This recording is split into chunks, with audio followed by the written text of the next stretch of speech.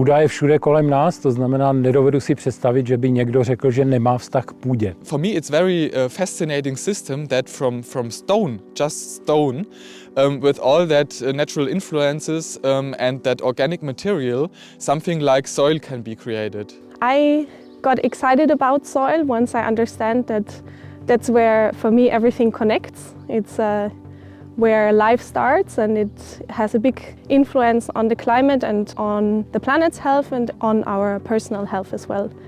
And I think it's great that you can work with something so graspable and have at the same time a big influence on your surroundings. The soil is the basis of all our food production, and it is the key asset of any farm. It's the home for all that plant species, so I think I'm really connected to plants, and so I'm obvious also connected to the soil. V tomto videu uvidíte několik odborníků a odbornic, kterých jsme se ptali na to, jak můžeme my, zemědělci, naší prací s půdou pomoct zmírnit dopady klimatické změny na našich farmách. Čím je teplota atmosféry teplejší, tím mají ekosystémy větší problém fungovat v tom svém přirozeném módu a ta schopnost půdy v teplejším klimatu je samozřejmě potom nižší pohlcovat skleníkové plyny. Asi nejvýznamněji záleží na tom, jak se budeme k té půdě chovat my jako člověk, jak ji budeme zpracovávat, jestli opravdu budeme pořád používat umělá hnojiva, která jsou bohatá na dusíkaté látky, které potom utíkají do atmosféry jako skleníkové plyny a podobně. If we look at the field here in the back, it's a very wide field. It's always the same kind of soil situation, and soil diversity is also a key asset in building resilience to climate change. Důležité je se vracet k nějakým přirozeným mechanismům, které by té půdě umožnily se přirozeně chovat a přirozeným způsobem odebírat a ukládat do půdy části skleníkových plynů, které potřebujeme odebírat z atmosféry. Carbon comes from the atmosphere, and plants through photosynthesis they can convert it into sugars that then are pumped into the soil by the roots, and those sugars are very helpful for other beings to be consumed there. And ideally, if there's like a good active soil life, then this will be stored in some kind of microbiota in the soil. And that's also the most stable carbon. Soil is one of the largest sinks of carbon globally. There's a lot of potential to store more carbon, but I think a lot of the potential is theoretical, and it's very difficult to actually ensure long-term storage of carbon in the soil in practice. Think about what kind of climate change challenges you have that affect your soil. For example, wind is something that most people underestimate the effect of. But that's actually quite a stressor that really dries out your fields in summer when it's already quite hot. And that's where, for example, a hedgerow would be really beneficial.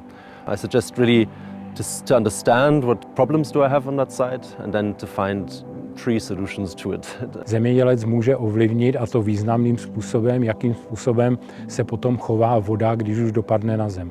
To znamená, že pokud ta krajina je v pořádku, pokud máme dobře udělanou orbu, ne po svahu, ale kolmo ke svahu, tak vody se v krajině té zemědělské zadrží více. V okamžiku, kdy potom se vyskytne z hlediska srážek nějaká suchá perioda, tak ta půda se udrží déle ve vlahém stavu, pokud zadržela větší množství vody. Pokud ta půda už před tím suchým obdobím veškerou vodu prostřednictvím meliorací nebo jiného opatření dostane pryč, tak v okamžiku, kdy nějakou dobu neprší, tak ty škody nebo problémy zemědělské přicházejí dřív a jsou významnější. Takže zemědělec může ovlivnit to, jakým způsobem na něho dopadají suchá období. I think one of the best things is really to have a lot of permanent vegetation on the ground. So if you're able to, then do agroforestry, plant hedges, because they are really like the pumps that nobody has to engineer anymore. They pump the carbon out of the atmosphere and they store it for us. Varied landscapes where we integrate a lot of permanent vegetation.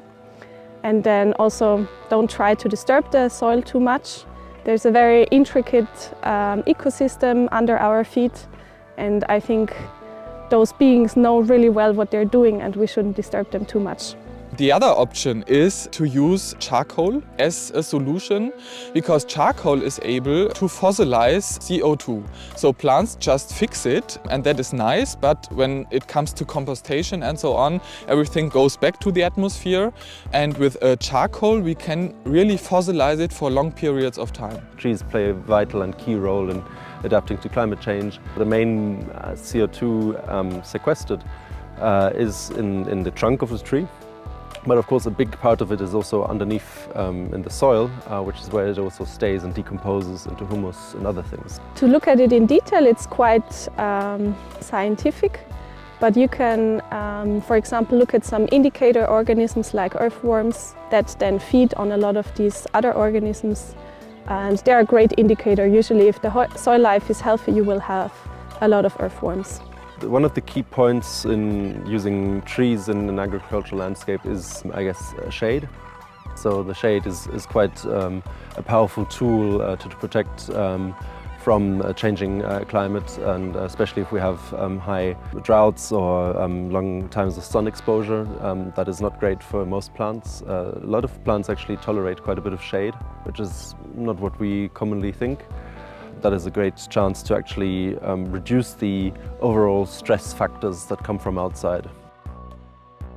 Pokud většina zemědělců, nejenom v České republice, ale řekněme v celé Evropě, se bude k půdě chovat lépe, než se k ní chová teď, a ta půda bude zadržovat větší množství uhlíku, než ji zadržuje teď, tak pomohou k tomu mitigačnímu úsilí lidstva. So in terms of improving your soil, thinking about carbon definitely makes a lot of sense, and I think everyone should do it.